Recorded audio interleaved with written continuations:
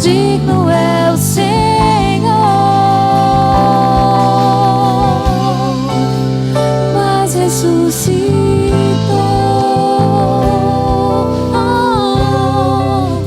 Digno é o Senhor.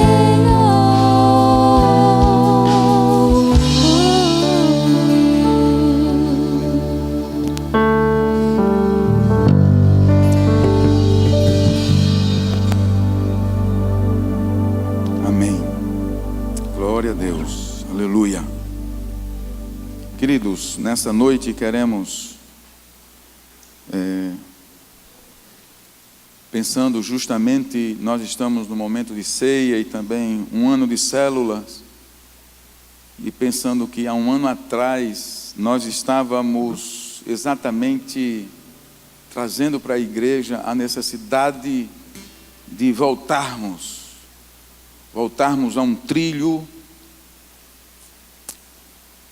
de ação da igreja, voltarmos a um modelo de igreja que possa ser relevante para um mundo perdido. Eu lembrei que há um ano atrás nós estávamos mostrando à igreja a necessidade dessa igreja sair e ganhar vidas para Jesus. Olhar para as pessoas com compaixão, pessoas que por causa da ignorância com relação ao Evangelho, elas estão destinadas a ir para o inferno e não para o céu. E é responsabilidade da igreja proclamar a palavra salvadora, porque o inferno não foi feito para o homem, mas para Satanás e seus demônios. Mas o céu foi feito para mim, para você, para os nossos familiares, para o nosso vizinho, para a cidade de Cabedelo, para Paraíba, para o Brasil e para o mundo. E a Bíblia diz que é a vontade de Deus que toda a terra se encha do conhecimento da sua palavra. Amém? Então vamos ler Mateus capítulo 28, verso 18 ao 20. Jesus acabara de ressuscitar. E aí, não acabara de ressuscitar. Jesus estava ressuscitado agora e ele apareceu muitas vezes, algumas vezes aos seus discípulos e a muitos deles. E num determinado momento, ele, antes da sua partida definitiva para o céu, ele falou para os seus discípulos que fosse para a Galileia, para o monte onde Jesus indicara. E aí afluiu um grupo de discípulos ali para a Galileia. Jesus iria aparecer-lhes pela última vez em forma visível. E então, verso 18 diz: então Jesus, aproximando-se deles, disse: foi-me dada toda a autoridade nos céus e na terra.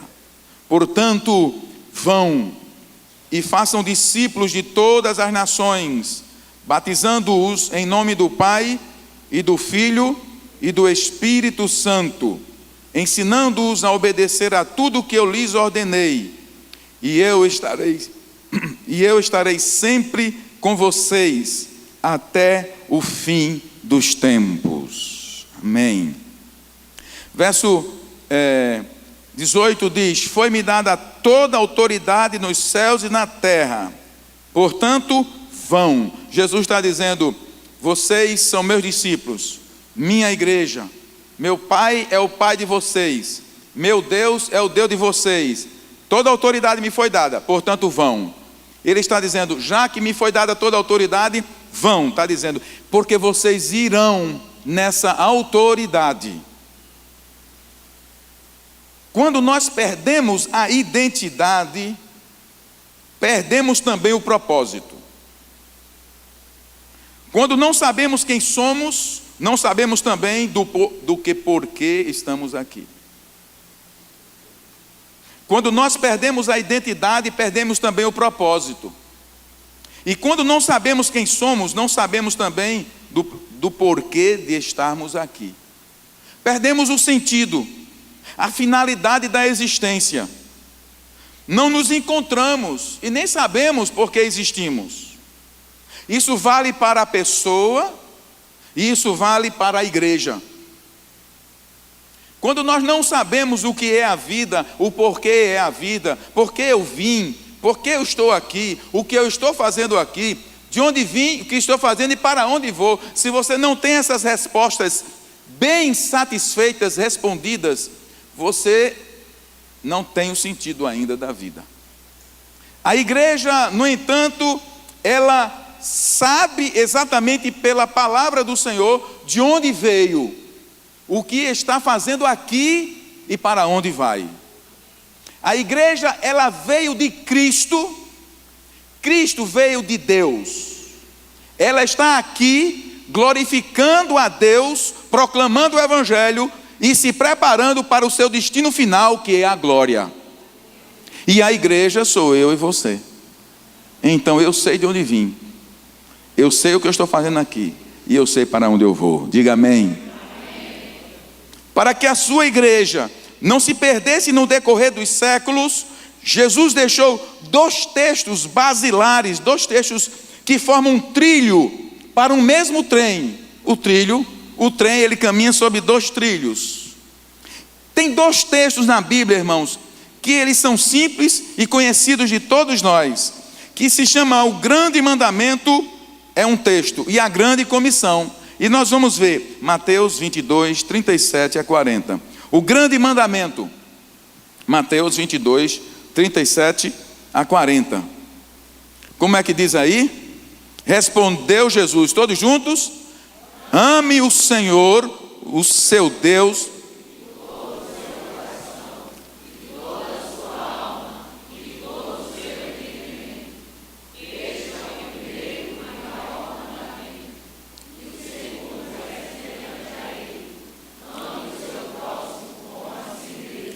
Este define 2 áreas de ação da igreja: a adoração a Deus e serviço ao próximo.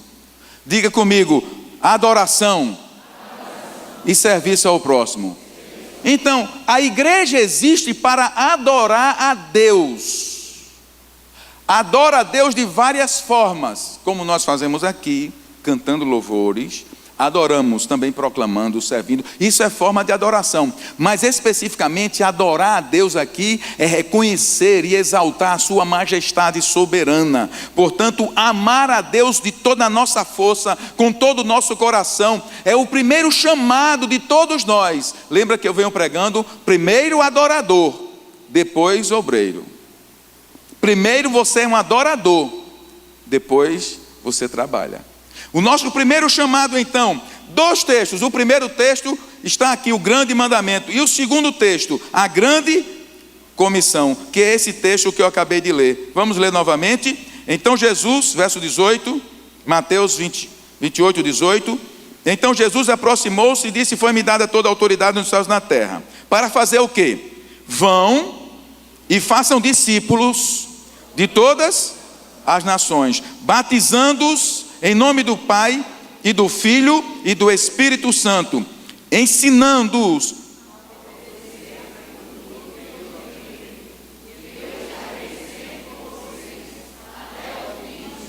Amém. Aqui você tem 2 textos que definem a identidade da igreja. A igreja, ela é adoradora. A igreja, ela é amorosa para com o outro. Isso é o DNA da igreja: amar a Deus acima de todas as coisas, amor para com o próximo. E a missão da igreja de sair agora é fazer discípulos.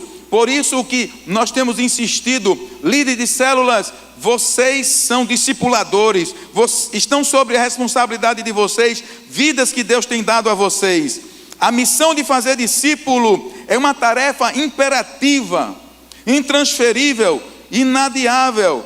Toda pessoa chamada por Deus para a salvação tem a responsabilidade de anunciar essa salvação. Todo discípulo de Jesus tem a responsabilidade de fazer discípulos.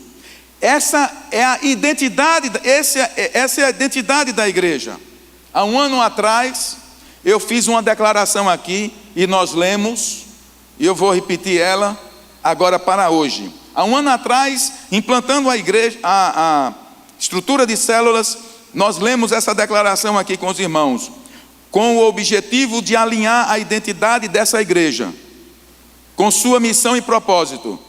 É que estamos dando início a um processo de transição da estrutura ministerial convencional para uma estrutura ministerial em células, pois estamos convencidos de que uma igreja em célula é um retorno ao modelo da igreja primitiva. E o texto base que definirá nossa visão será Atos 5 e 42. Agora a visão das células. Atos 5 e 42. Todos juntos?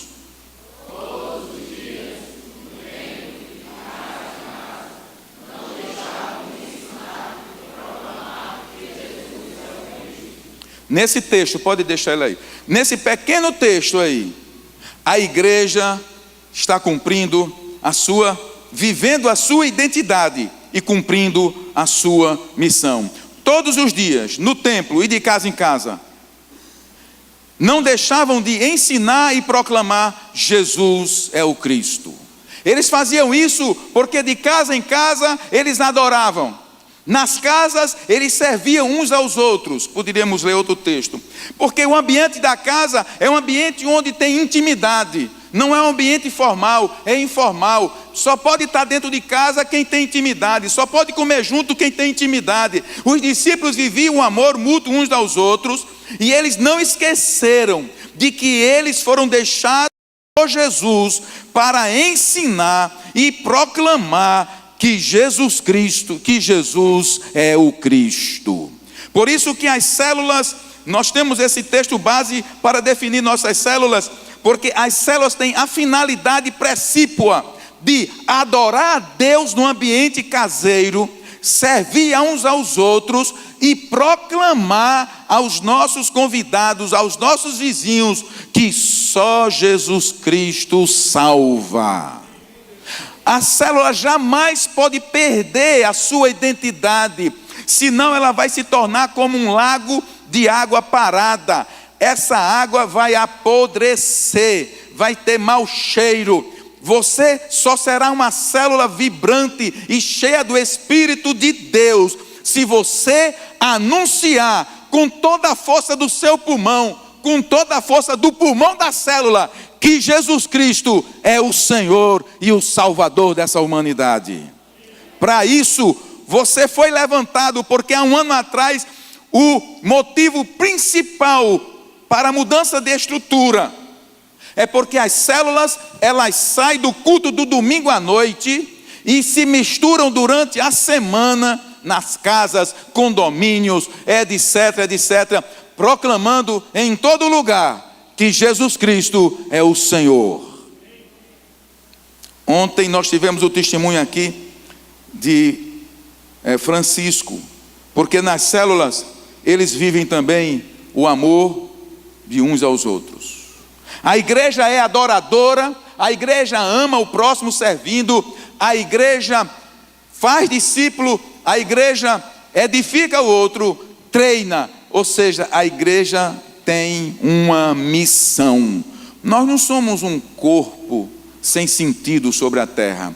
A Bíblia diz claramente que nós somos o corpo de Cristo. Cristo não perde tempo, Cristo sabe o que está fazendo, porque Ele é o cabeça, Ele tem uma função e uma missão para a igreja, e eu e você fazemos parte do corpo de Cristo, e esse corpo tem um propósito sobre a terra.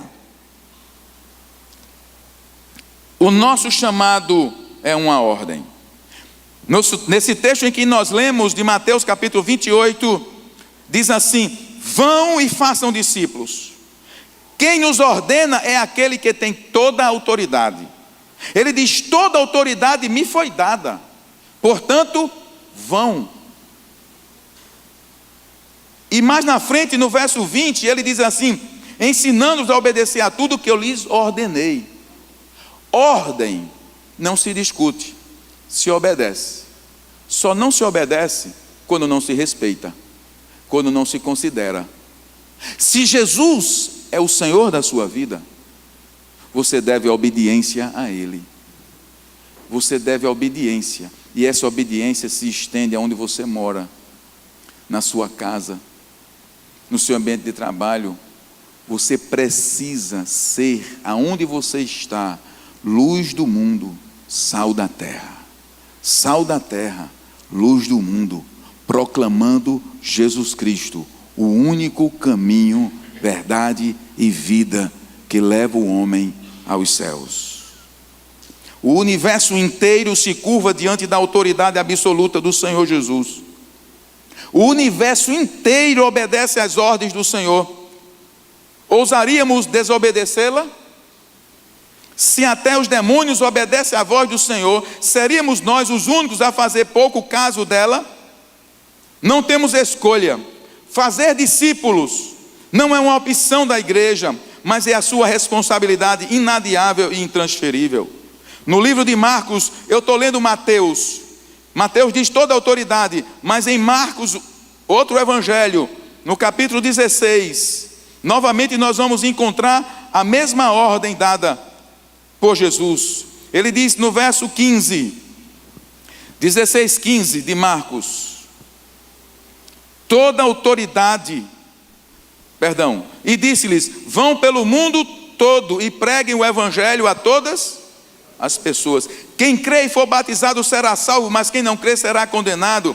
E estes sinais acompanharão os que crerem. Em meu nome expulsarão demônios, falarão novas línguas, pegarão em serpentes, e se beberem algum veneno mortal, não lhes fará mal nenhum. Imporão as mãos sobre os enfermos e estes ficarão curados. Depois de lhes ter falado, o Senhor Jesus foi elevado aos céus e assentou-se à direita de Deus.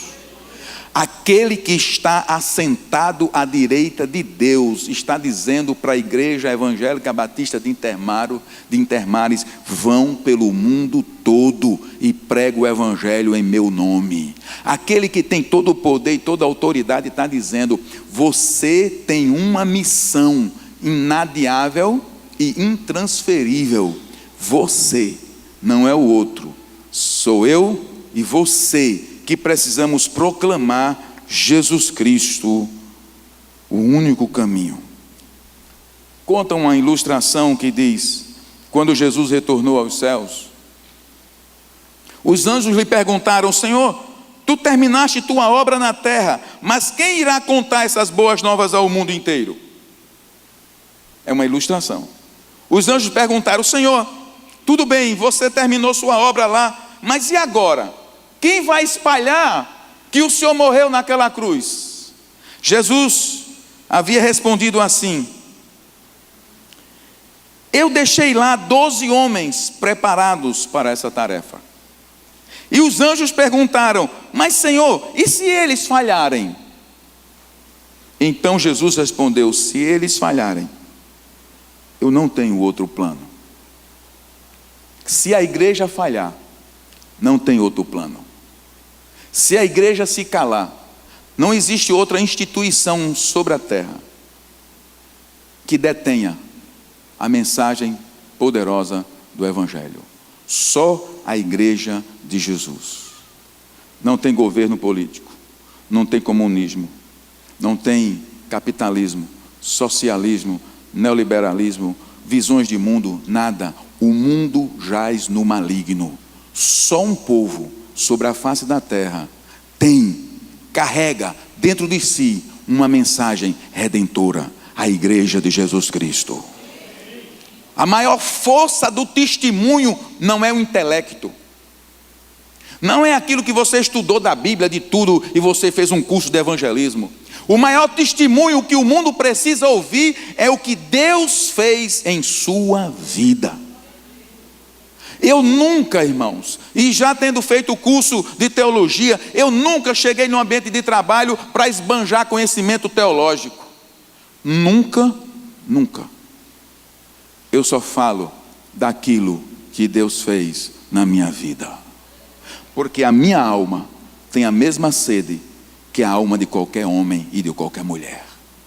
A alma de 4.000 anos atrás tem a mesma sede, padece da mesma necessidade que a alma do mundo pós-moderno de hoje. Tanto faz na África, no Brasil, nos Estados Unidos ou na Europa, o homem por dentro é um só. Ele tem sede de Deus e só tem um canal que Deus deixou para que essa sede seja descedentada. Chama-se a Igreja de Jesus Cristo. E quando a igreja cala, as pessoas padecem de sede, morrem sem esperança. Mas a esperança reside já na experiência que você teve com Jesus. O que você está fazendo com o que Deus já lhe deu?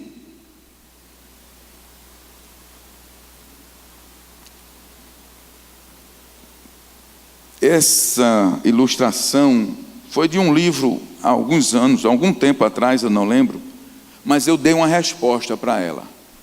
Eu mesmo dei uma resposta. Quando perguntaram, o Senhor, Jesus disse, eu deixei 12 homens lá,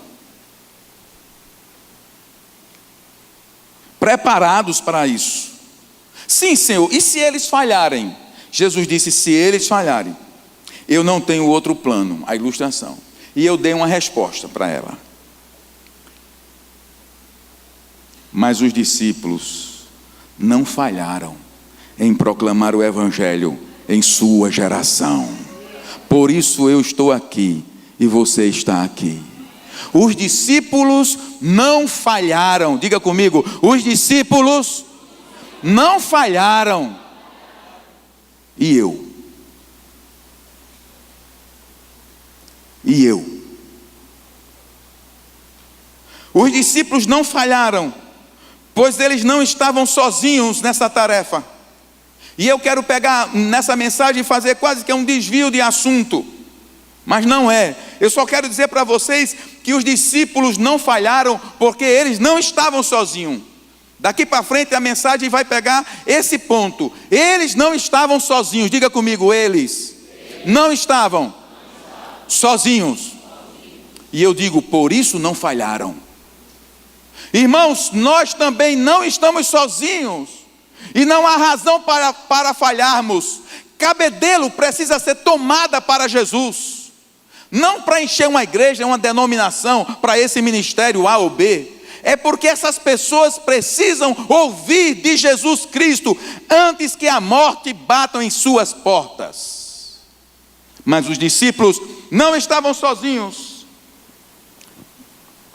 E em Lucas, o evangelista Lucas, que foi um médico que escreveu Lucas e Atos, ele vai dizer algo que é muito importante para nós. Jesus, depois de ressuscitar lá no último capítulo, ele aparece aos discípulos, uma dessas vezes que ele apareceu, e ele novamente diz, Pai seja com vocês. Os discípulos ficam amedrontados. E ele então começa a mostrar as suas mãos, o seu lado furado, e ele come com os discípulos, mostrando que era mesmo ele que se levantou ali. E no verso 44 de Lucas 24, 44, ele vai dizer, e disse-lhes, foi isso que eu lhes falei enquanto ainda estava com vocês. Era necessário que cumprisse tudo o que a meu respeito está escrito na lei de Moisés e nos profetas. Jesus começa a novamente falar de tudo que está escrito no Antigo Testamento. Era necessário que se cumprisse tudo o que a meu respeito foi escrito na lei de Moisés, nos profetas e nos salmos. 45, então lhes abriu o entendimento para que pudessem compreender as Escrituras e lhes disse, está escrito que o Cristo haveria de sofrer e ressuscitar dos mortos no terceiro dia, e que em seu nome seriam pregado o arrependimento para perdão de pecados a todas as nações, começando por Jerusalém. Vocês são testemunhas dessas coisas. Ele estava dizendo, vocês são testemunhas dessas coisas. Que coisas? Daquilo que eles já tinham recebido de Jesus. Verso 49: eu lhes envio a promessa de meu Pai, mas fiquem na cidade até serem revestidos do poder do alto. Vocês são testemunhas dessas coisas, e vocês vão pregar esse evangelho às nações todas. Mas fiquem em Jerusalém, na cidade, até que sejam revestidos do poder do alto. Os discípulos não estavam sós. Lucas escreveu o evangelho de Lucas, que é o ministério de Jesus, e ele encerra Lucas com essas últimas palavras, mas depois ele continua a história do evangelho de Jesus no livro de Atos. E no livro de Atos, então, é uma continuidade da história de Jesus, porque Jesus agora partiu, mas ele ficou aqui na terra com a sua igreja, através da sua igreja.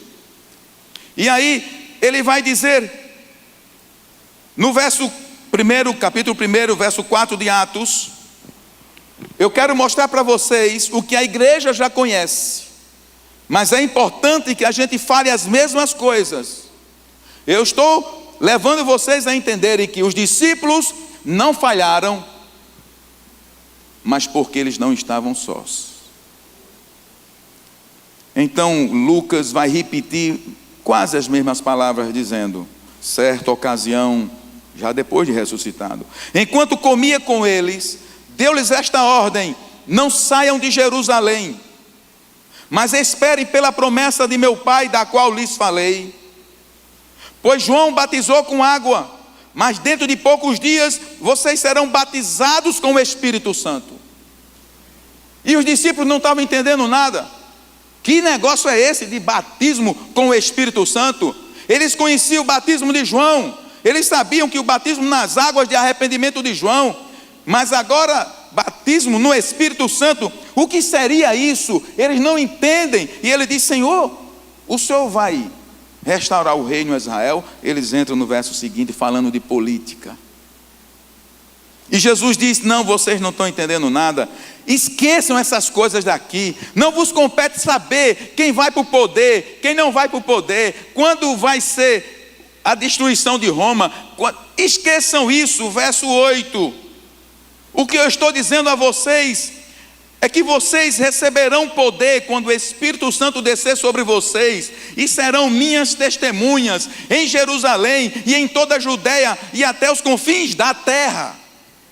Jesus não preparou a igreja, irmãos, para a gente vir aqui cantar alguns cantos engraçados, ir para casa, comer, dormir e trabalhar e depois comprar e depois vir domingo de novo. Nós temos uma missão. E essa missão nós não estamos sozinhos para fazer ela. Ele está conosco. Não, vocês não estão entendendo nada. Vocês vão receber um batismo de poder. Diga: batismo de poder. Porque na verdade o evangelho não pode ser pregado no intelecto. O evangelho é uma mensagem absurda. O evangelho não faz sentido à mente humana, irmãos. Como é que eu posso dizer que o Deus de toda a glória, aquele que tem toda a autoridade, morreu numa cruz, irmãos? E você crê? Que mente fraca é essa? Sabia que tentaram derrubar o evangelho? Roma se levantou, foram 300 anos de perseguição acirrada, um império poderoso para calar aqueles pescadores, mas não conseguiram calar aqueles pescadores, porque eles estavam cheios do poder de Deus.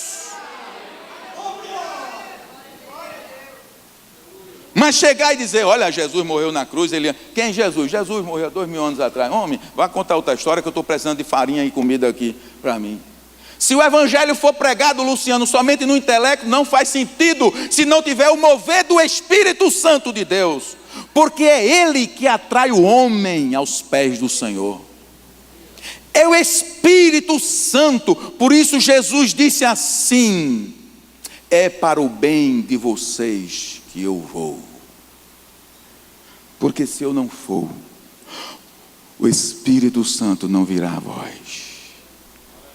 é para o bem. Ele sabia que o que era melhor, porque Jesus estava limitado no seu corpo físico. Jesus, ele não poderia estar em dois lugares ao mesmo tempo. Ele tinha um corpo como eu, mas o Espírito Santo é Deus, e ele enche toda a terra. Por isso ele enche a minha e a sua vida.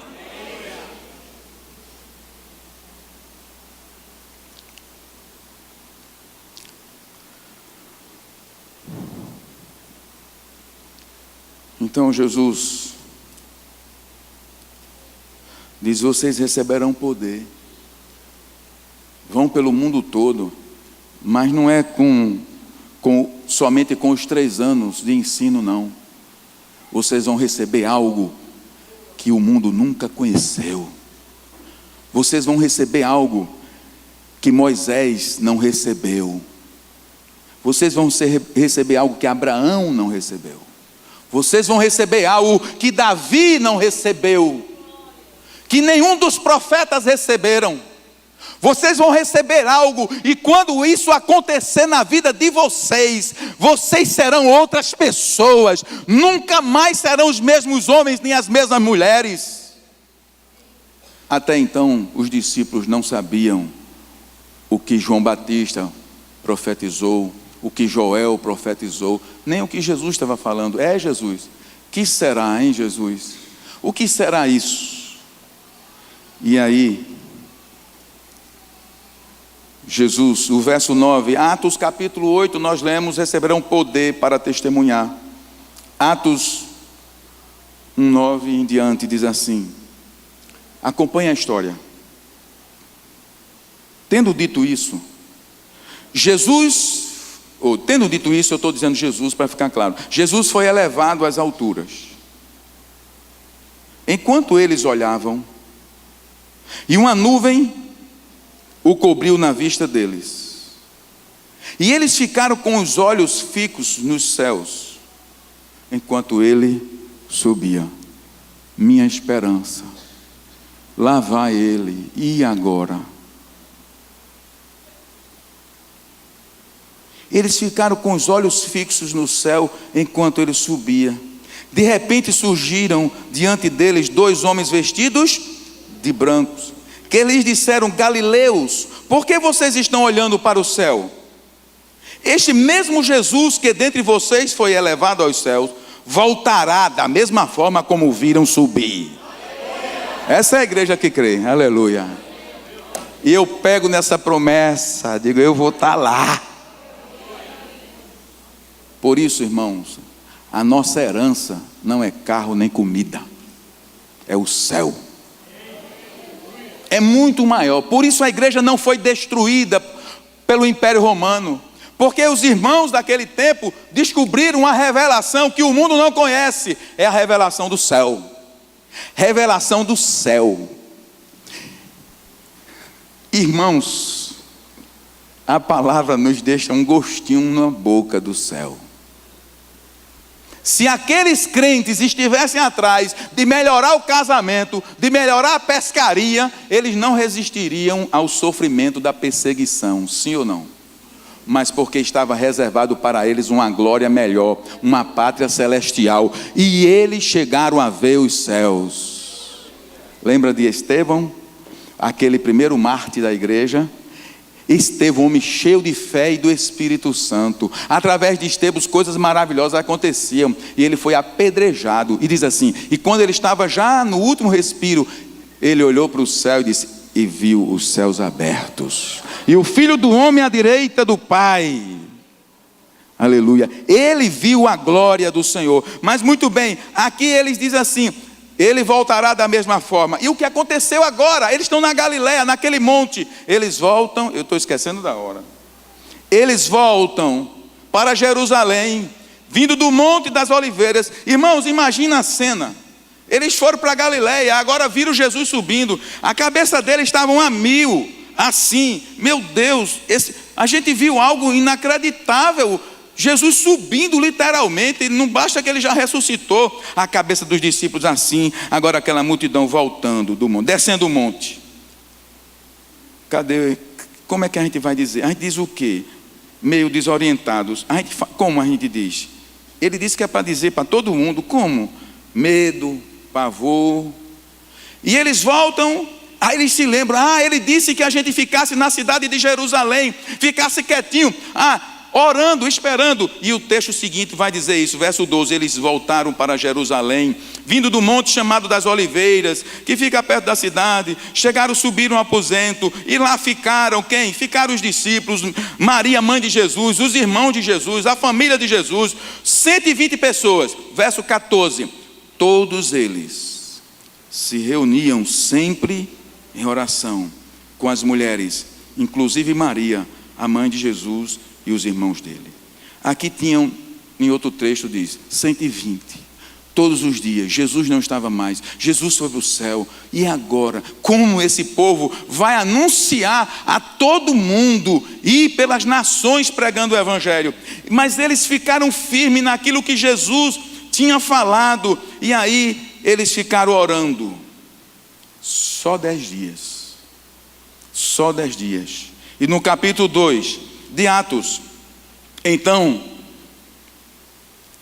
eles estão reunidos, e algo vai acontecer que nunca tinha acontecido na história da humanidade. Imagine, irmãos, aqui nós temos quase 300 pessoas, e aí nós tínhamos lá só 120, e eles estão orando lá, e cantando, e adorando, sabe aquela adoração assim, moída, Senhor Jesus, nós cremos, como às vezes a gente faz aqui, né? Aquele, sabe, Jesus, né? Jesus, eu creio, sabe, Jesus, creio. Mas no capítulo 2, verso 1, pode colocar, Nicolas. Chegando o dia de Pentecoste, estavam todos reunidos num só lugar.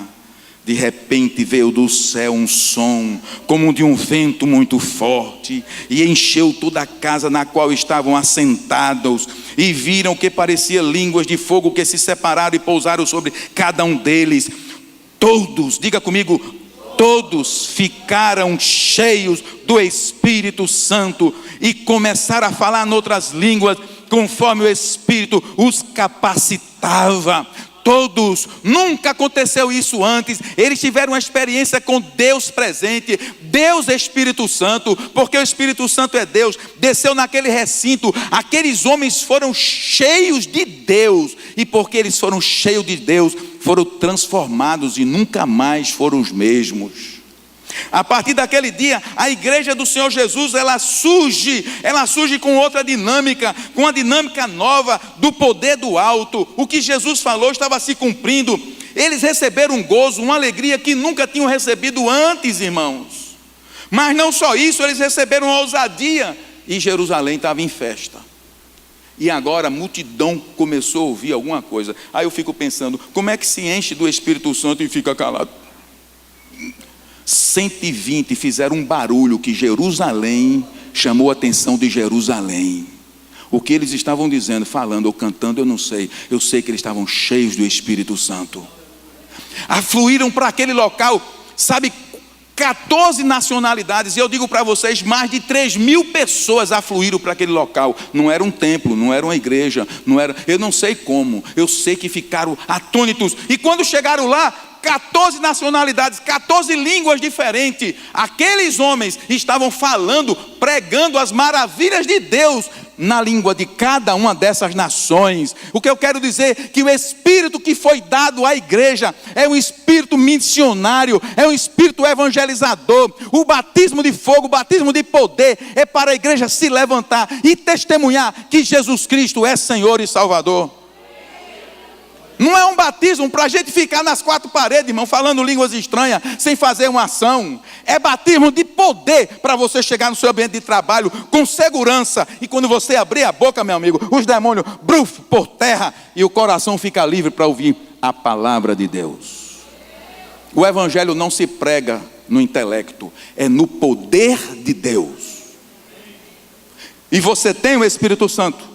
O que talvez precise é um enchimento, esse batismo de fogo, de capacitação para você evangelizar. Irmãos, aquela multidão de mais de 3.000 ficaram atônitos. O que é isso? Nós estamos, veja o que diz o verso 11.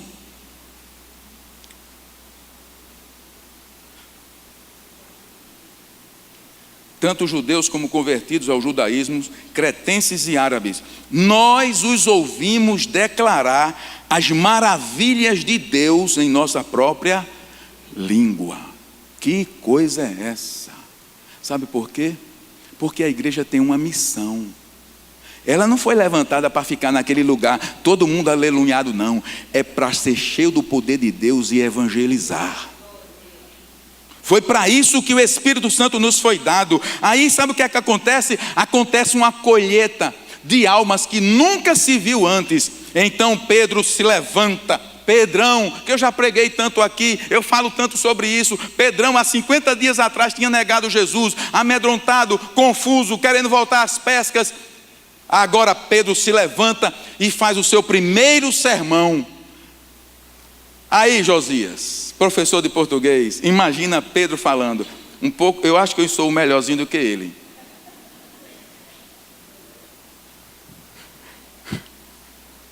Pedrão, pescador.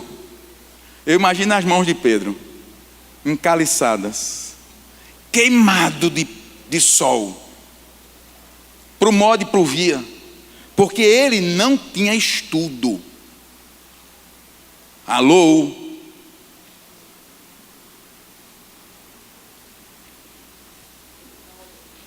Se levantou e disse: eu vou explicar o que aconteceu.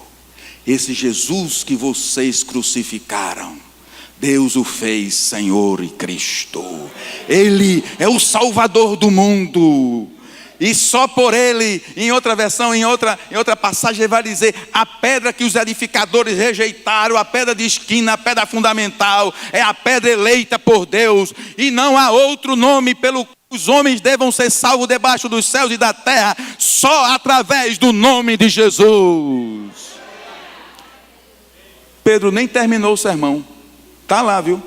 Nem terminou o sermão. Multidão de 3.000 homens, 3.000 só homens. Por favor, irmão, pare, não fale mais nada, diga o que precisamos fazer, Pedro disse: arrependam-se e cada um dos seus pecados, para que sejam batizados em nome do Senhor e sejam salvos, e venha o tempo de refrigério do Senhor para a vida de vocês. E naquele dia, diz a palavra, 3.000 homens se converteram ao Senhor e foram batizados. Pela pregação de um pescador queimado do sol, porque ele estava cheio do Espírito Santo.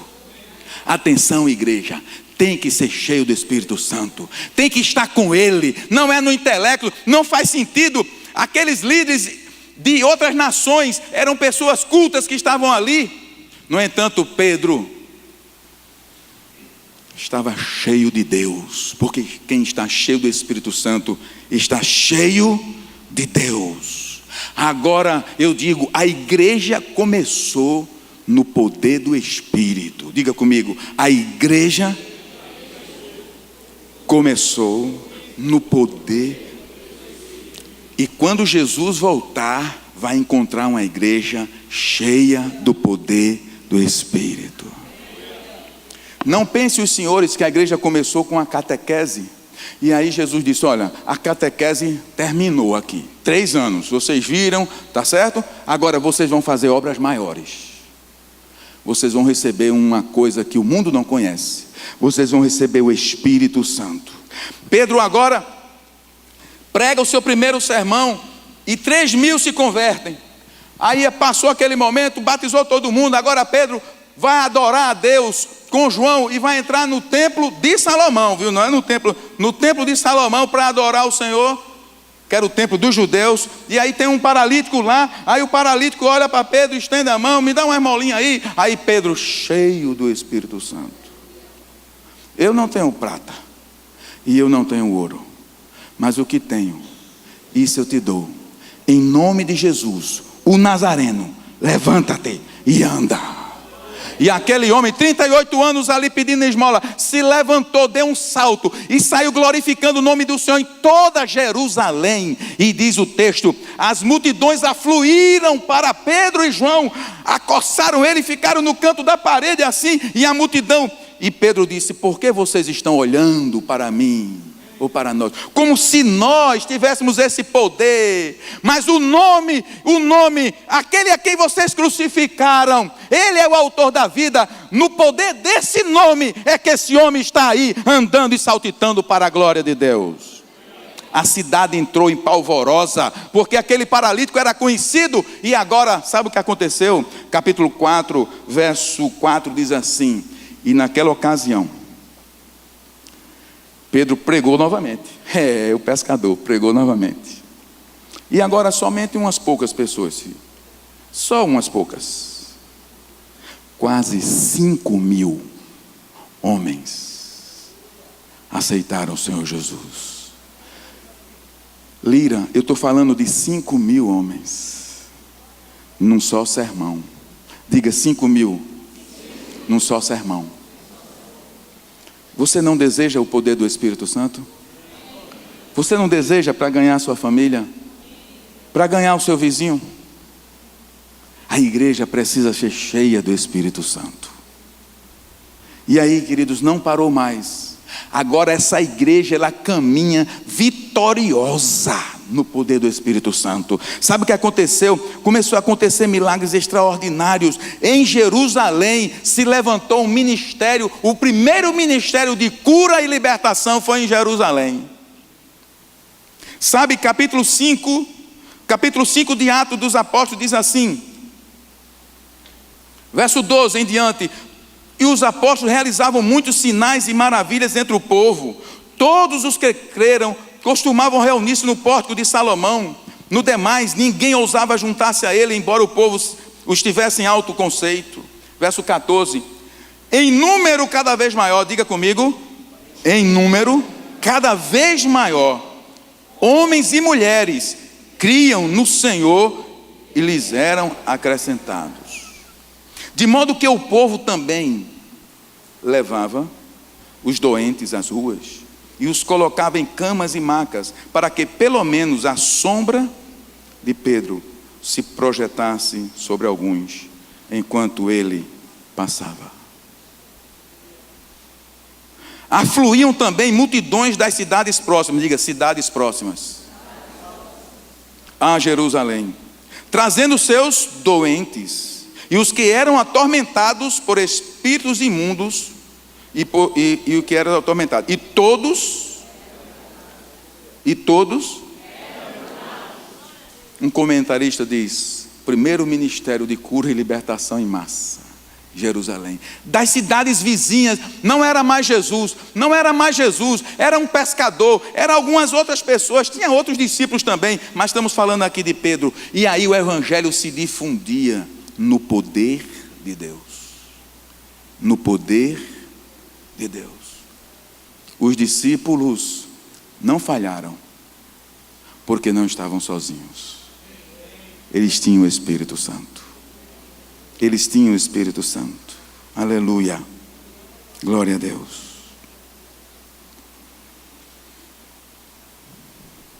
Aleluia.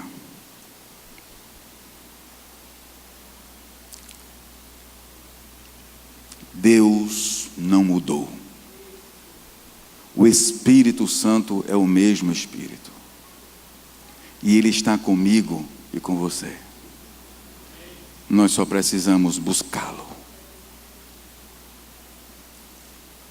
Eu creio, num tempo bem perto, bem curto,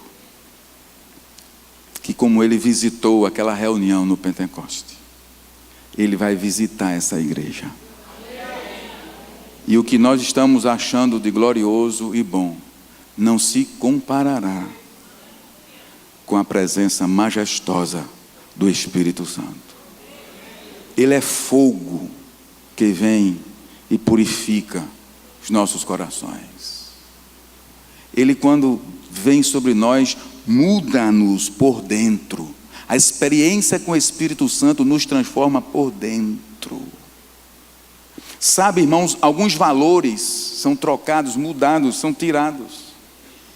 Sabe, quando o Espírito Santo visita um crente, ele começa a olhar para as coisas dessa vida e dizer, meu Deus, eu estou me concentrando nas coisas dessa vida. Eu estou me concentrando mais no meu casamento, mais na minha empresa, mais nos meus estudos, mais no meu namoro, mais no meu. Senhor, Tu és tudo. Tu és tudo. Aqueles discípulos, houve uma perseguição tão grande ali, eles eram devastados, arrancados de dentro de casa, e eles saíram pelo mundo todo. A primeira coisa que eu faria, se Cabedelo fosse invadida, eu ia procurar um emprego em outra cidade para subsistência. Minha primeira preocupação era a subsistência, era uma casa, era comida, era o que eu tinha aqui, é o que eu tenho aqui. Aqueles discípulos, eles foram dispersos pelo mundo, e aonde eles foram, pregavam ousadamente o Evangelho. E alguém pode dizer, mas era só para os apóstolos. Mentira de Satanás. Foi para a igreja. Aqueles diáconos lá eram cheios do Espírito Santo. Eu falei de Estevão, mas temos Filipe. Quando a perseguição caiu com força sobre a igreja, e aí Filipe, por exemplo, era um diácono. Diz 8:4 em diante, os que haviam sido dispersos. Coloque esse texto aí. Irmão, leia comigo isso aqui. Os que haviam sido... Meu irmão, esses crentes não tinham outra coisa para fazer, não. Eu ia procurar emprego. Eles estavam cheios de Deus. Irmão, é diferente. Deixa eu lhe dizer, é diferente uma vida cheia do Espírito Santo. Não é essa mornidão, não é essa frieza de vir para o culto se arrastando, chegando atrasado inclusive. É vida dinâmica, é vida cheia, é vida plena, é vida ousada. Você tem comunhão com o Pai e o céu desce sobre a sua vida. Você não pensa em outra coisa a não ser agradar o coração do seu Pai. E só tem uma maneira de agradar o coração do Pai, fazendo aquilo que Ele veio fazer aqui através do seu Filho, Jesus Cristo. E o que Jesus veio fazer? Veio resgatar a mim e a você do inferno. E Ele tem muitas pessoas para resgatar do inferno através da minha vida e da sua vida. Isso é agradar o coração do Pai. Isso é agradar. Os que haviam sido dispersos pregavam a palavra por onde fossem. E aqui tem um Filipe, que é um diácono da igreja. Ele não era o pastor, ele não era um apóstolo, era um que servia, como os irmãos servem aqui também. E indo Filipe para uma cidade de Samaria, ali lhes anunciava o Cristo. Quando a multidão ouviu Filipe e os sinais miraculosos que ele realizava, deu unânime atenção ao que ele dizia. Os espíritos imundos saíam de muitos, dando gritos. E muitos paralíticos e mancos foram curados. E o que aconteceu na cidade? Verso 8. Assim houve grande alegria naquela cidade. Vou chamar o louvor aqui. Filipe. Eles não falharam, porque eles não estavam só. Querida igreja, esse é o tempo favorável de proclamarmos a salvação. Querida igreja, esse é o tempo favorável de proclamarmos a salvação. 2 Coríntios capítulo 6, 1 e 2.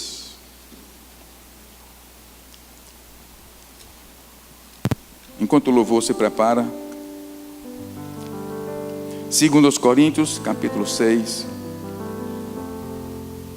Como cooperadores de Deus, diz Paulo, insistimos com vocês para não receberem em vão a graça de Deus. Você pode repetir comigo?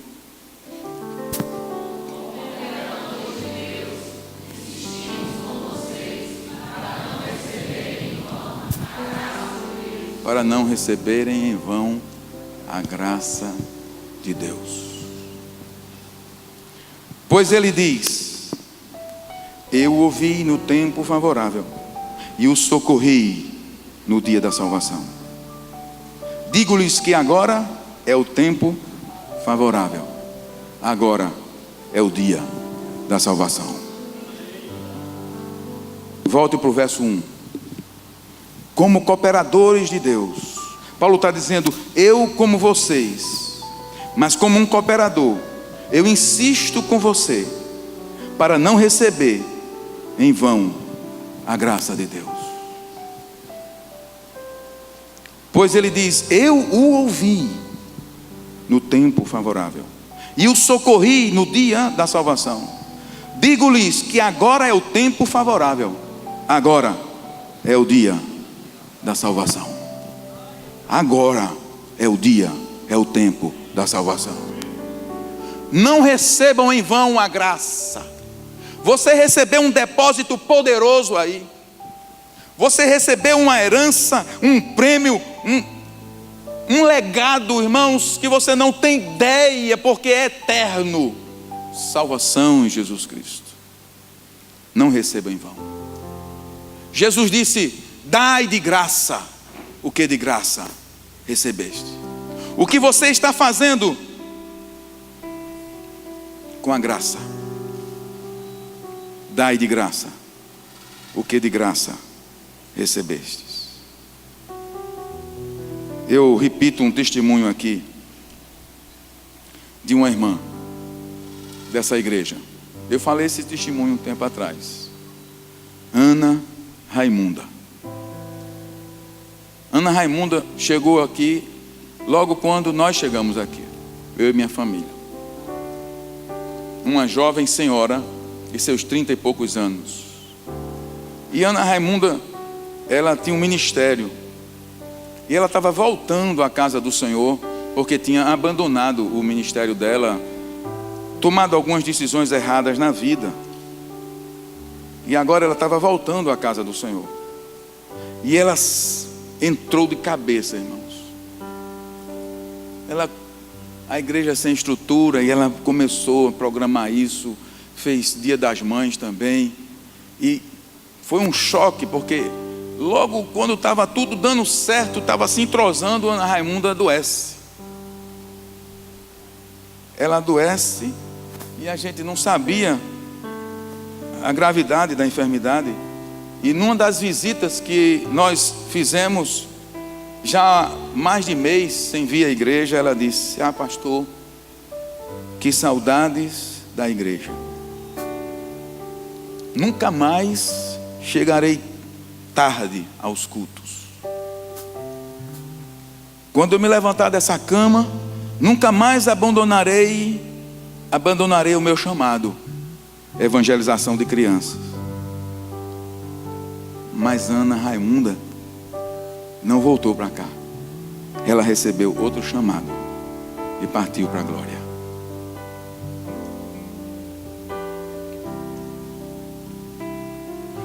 Não recebam em vão a graça de Deus.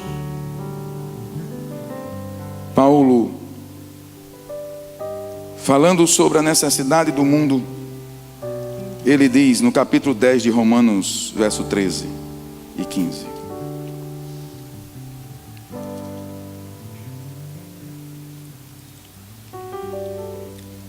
Romanos capítulo 10, verso 13. Porque todo aquele que invocar o nome do Senhor será salvo. Você pode repetir comigo? Porque todo aquele que invocar o nome do Senhor será salvo. Verso 14. Como, pois, invocarão aquele em quem não creram? E como crerão naquele de quem não ouviram falar? E como ouvirão se não houver quem pregue? E como pregarão se não forem enviados? Como está escrito: como são belos os pés dos que anunciam boas novas.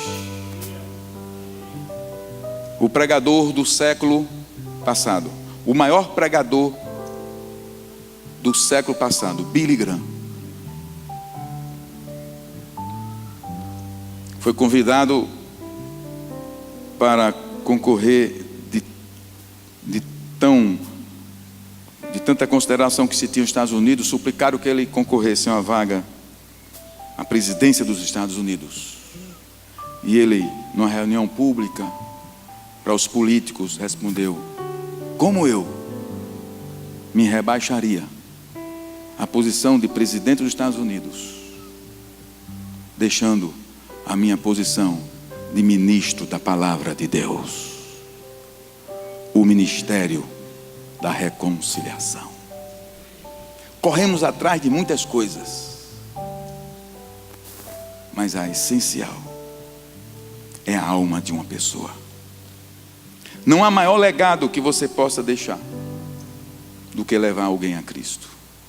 Se você der uma casa para alguém, tirar alguém da miséria, da favela, isso é bênção. Mas vai passar. Mas vai passar. Mas se você levar alguém a Cristo, isso nunca passará. Vai para a eternidade. Esse é o chamado da igreja, a nossa identidade, e nós não podemos perdê-la. No entanto, não podemos fazê-lo, não podemos cumprir o chamado na nossa força, no nosso intelecto, mas no poder do Espírito Santo. Vamos adorar o Senhor.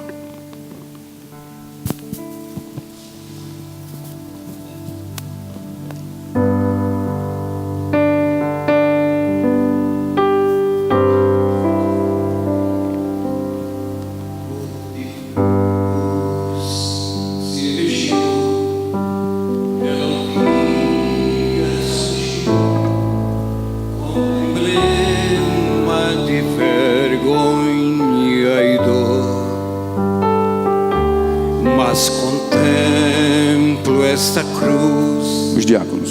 Porque nela Jesus deu a vida por mim, pecador. Sim, eu amo a mensagem da cruz, de morrer eu a vou proclamar.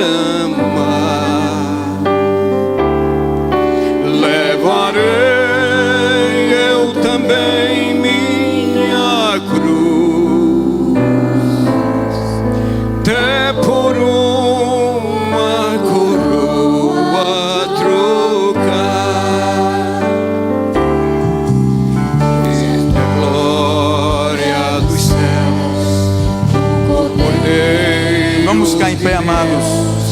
Ao Calvário, humilhante paixão. Essa cruz tem pra mim atrativo sem fim, porque nela Jesus me salvou. Sim, eu amo a mensagem da cruz, Até morrer eu a vou proclamar. Levarei eu também minha cruz, até por uma coroa trocar. Essa cruz padeceu e por mim já morreu, meu Jesus, para dar-me um perdão. Eu me alegro na cruz, dela vem graça e luz para minha santificação.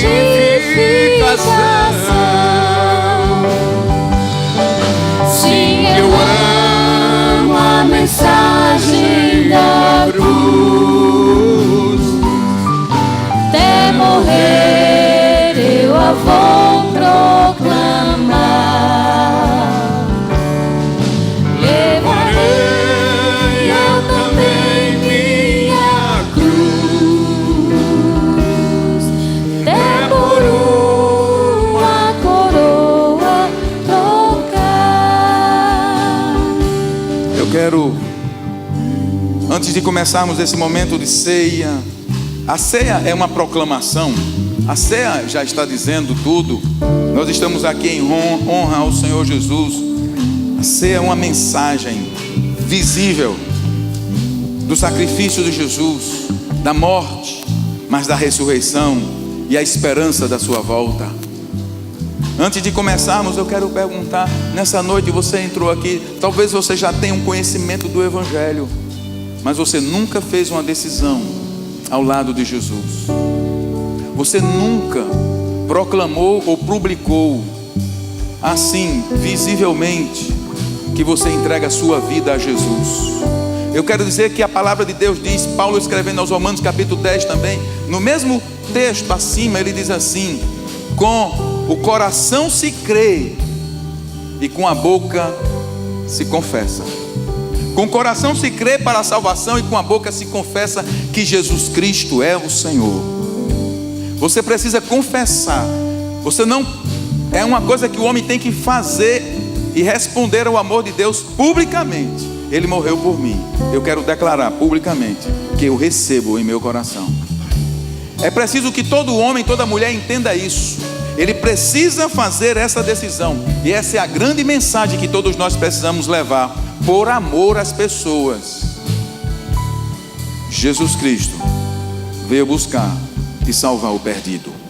Se você está aqui, você não tem certeza de salvação, eu quero dizer que hoje, agora, nesse momento, você pode receber o Espírito Santo. Ele sela você e você passa a ter segurança de vida eterna. Talvez você até frequente já a igreja, mas nunca fez essa decisão. Eu quero dizer que você corre risco. Frequentar a igreja não é garantia de nada, isso é religiosidade. Você precisa ter uma experiência pessoal com Jesus. Se tiver alguém, eu desafio você corajosamente a vir aqui à frente. Nós queremos orar por você. Você não precisa ficar com esse peso da incerteza. Deus lhe dá plena certeza. Tem alguém que está afastado dos caminhos do Senhor? Tem alguém que precisa se reconciliar com o Senhor? Você hoje precisa fazer isso. Você não pode perder essa oportunidade, porque hoje, agora é o momento da salvação. Agora é o momento da salvação. A Bíblia diz: se hoje vocês ouvirem a minha voz, olha que a palavra diz: se hoje ouvirdes a minha voz, não endureçais o vosso coração, como o povo fez no deserto e padeceu. Hoje Jesus lhe chama. Hoje Jesus lhe chama. Ele quer fazer de você um novo homem, uma nova mulher. Aleluia. Glória a Deus. Nós vamos fazer a leitura bíblica nesse momento.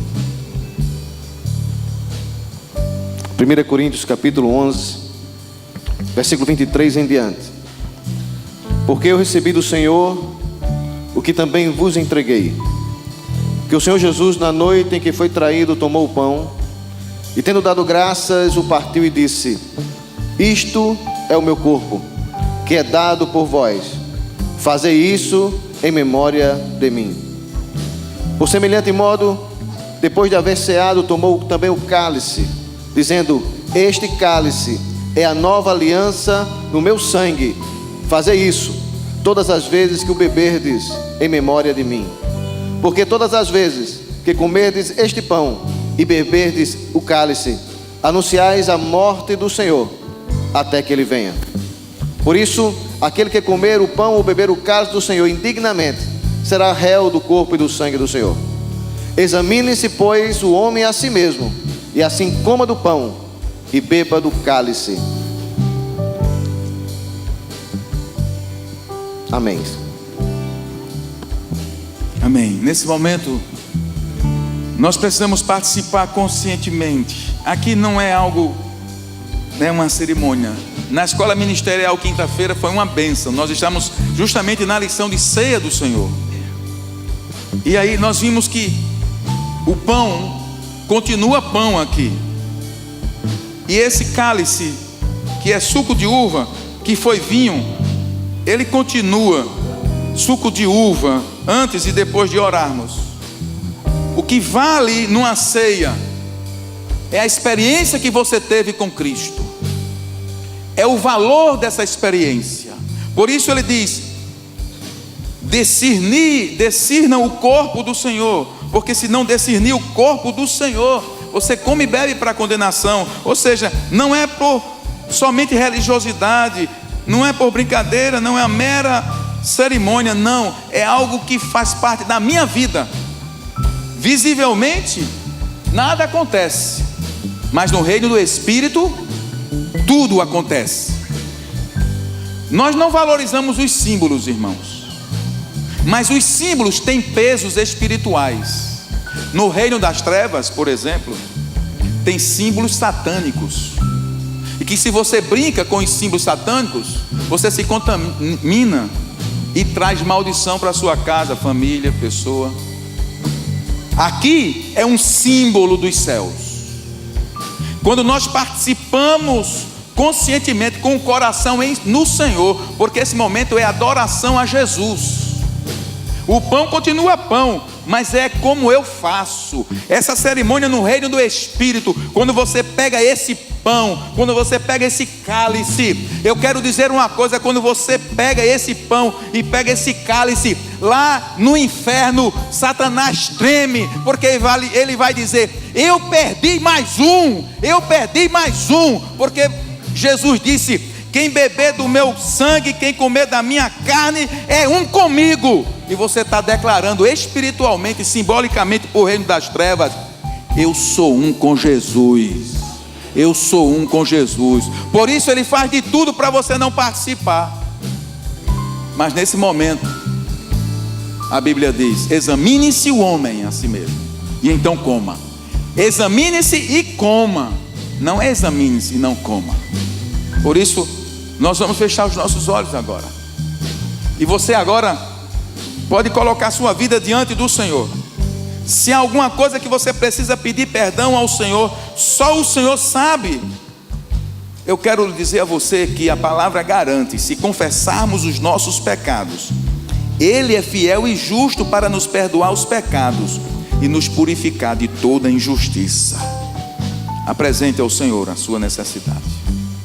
Faça a sua oração agora de confissão, porque você vai participar dessa mesa com segurança agora. Diga a Ele aquilo que o Espírito Santo traz ao seu coração agora. Coloque ao pé da cruz agora. Coloque ao pé da cruz, porque você vai participar perdoado e perdoada. Agora, se você tem algo contra alguém, é uma mágoa, uma ferida, falta de perdão, ponha um propósito no coração de se dirigir a essa pessoa, que seja em outra ocasião, mas diga a Ele: Senhor, eu vou me reconciliar com essa pessoa, porque ceia do Senhor é comunhão. Amém? Muito bem, vamos participar agora com alegria. Enquanto nós louvamos ao Senhor, vamos distribuir os elementos. Nós recomendamos que, se você não é membro de uma igreja evangélica, se você não é batizado, então você não conhece ainda a seriedade dessa cerimônia, não participe. Nós recomendamos que só quem passou pelo batismo nas águas é que participe, para que seja bênção na sua vida. Daqui no dia 14 de dezembro teremos batismos, e você pode participar do batismo daqui a 45 dias mais ou menos, fazer parte de uma classe, entender esse momento aqui, compreender porque a ceia do Senhor, então será bênção na sua vida. Mas esse momento é festa. O sacrifício de Jesus naquela cruz garantiu a minha entrada no céu. Eu já estou lá. Eu não vou garantir salvação.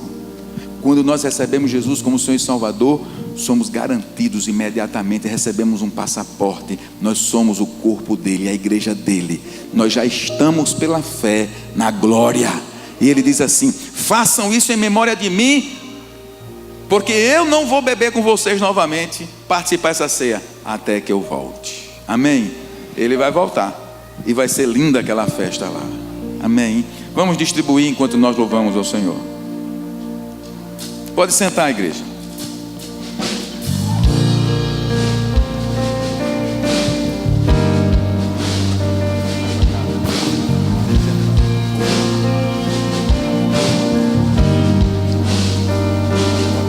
Teu sangue leva-me além, a todas as alturas, onde ouço a tua voz.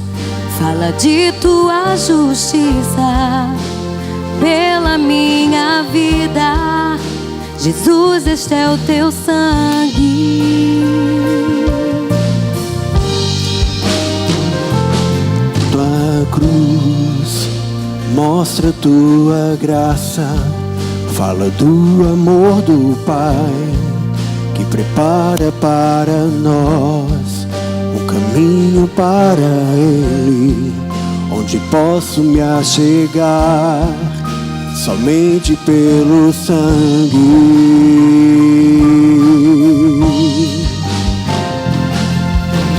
Que nos lava dos pecados, que nos traz restauração. Nada além do sangue, nada além do sangue de Jesus,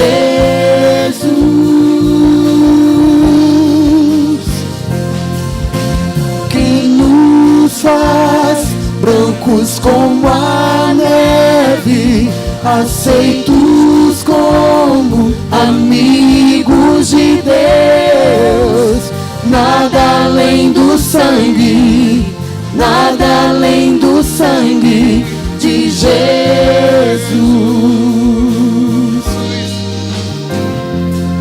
Teu sangue leva-me além, a todas as alturas, onde ouço a tua voz. Fala de tua justiça pela minha vida. Jesus, este é o teu sangue.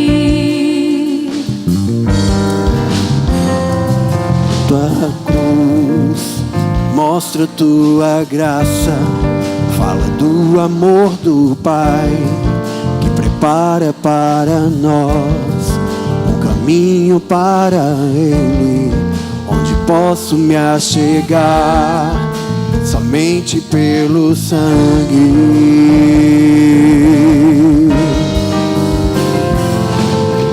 Que nos lava dos pecados, que nos traz restauração. Nada além do sangue, nada além do sangue de Jesus,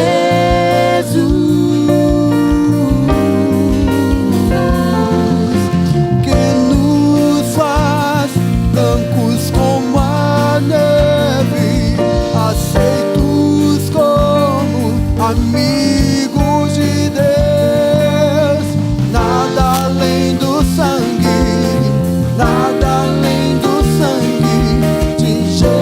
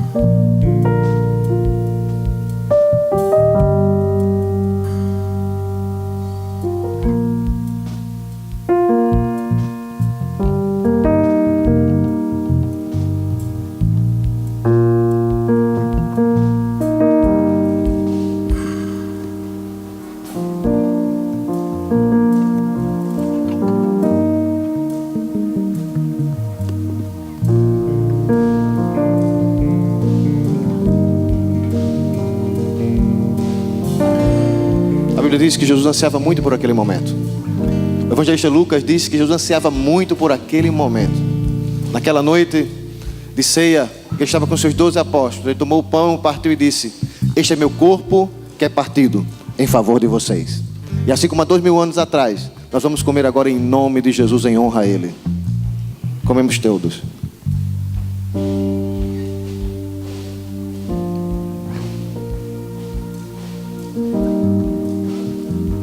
Obrigado, Senhor, porque pelas tuas pisaduras nós fomos sarados, Senhor.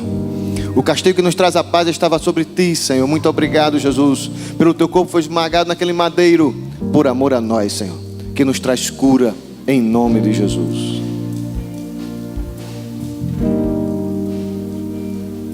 Podemos estar de pé.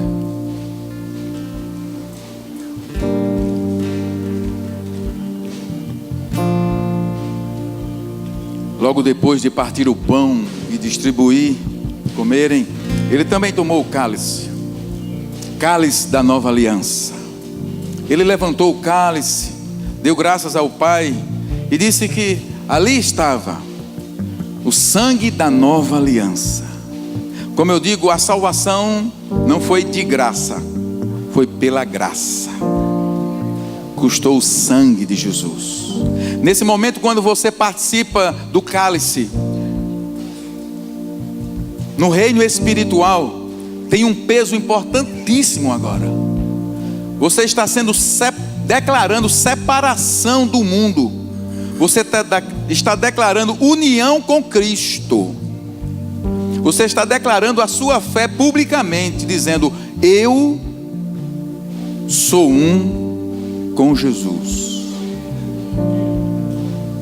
É isso que a ceia representa: unidade com Cristo e uns com os outros. Façam isso em memória de mim, disse Jesus. Façamos todos.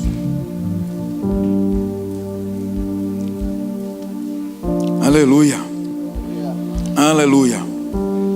Oh Senhor, muito obrigado, porque na cruz do Calvário o Senhor comprou a minha salvação, a nossa salvação. Aquele sangue derramado na cruz, Senhor, oh Deus, Ele me redimiu de todo o pecado. E agora nós somos livres, livres para Te adorar, Senhor. Nós somos comprados pelo sangue de Jesus. E agora nós pertencemos à família do Senhor. O Seu Pai é o nosso Pai, Senhor. Nós somos irmãos. Glória a Deus, aleluia. Por isso nós celebramos nessa noite em honra e glória ao nome dEle. Vamos celebrar com alegria.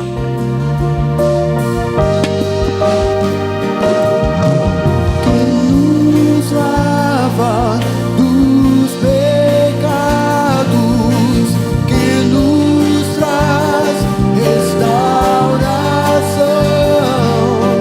Nada além do sangue, nada além do sangue de Jesus.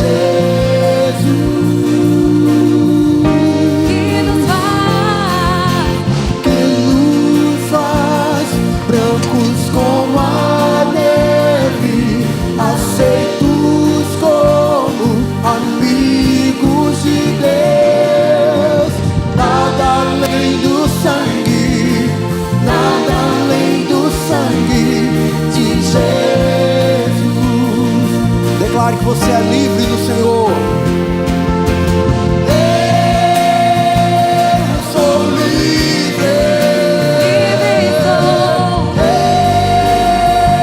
Eu sou livre. Estenda suas mãos, estenda suas mãos. Nada além do sangue, nada além do sangue de Jesus. Estenda suas mãos, diga: eu sou livre. Eu sou livre. Eu sou livre. Nada além do sangue, nada além do sangue de Jesus. Quero ouvir só a igreja dizendo: eu sou livre.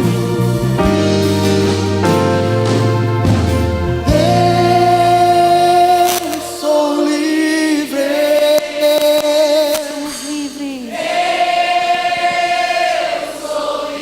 Aleluia.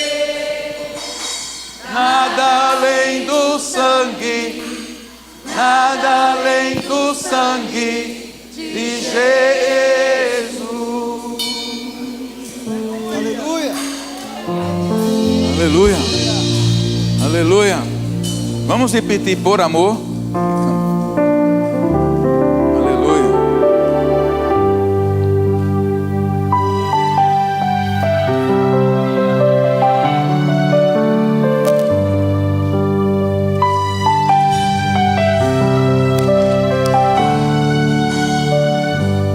Que a natureza e tudo que se fez, bem mais que tudo criado por tuas mãos. Deus, tu és o início, meio e fim. Bem mais que os mares, bem mais que o sol, e as maravilhas que o mundo conheceu, e as riquezas, tesouros desta terra. Incomparável és pra mim. Por amor, sua vida entregou, meu Senhor. Humilhado foi como a flor machucada no jardim. Morreu por mim, pensou em mim, me amou. Aleluia. Aleluia.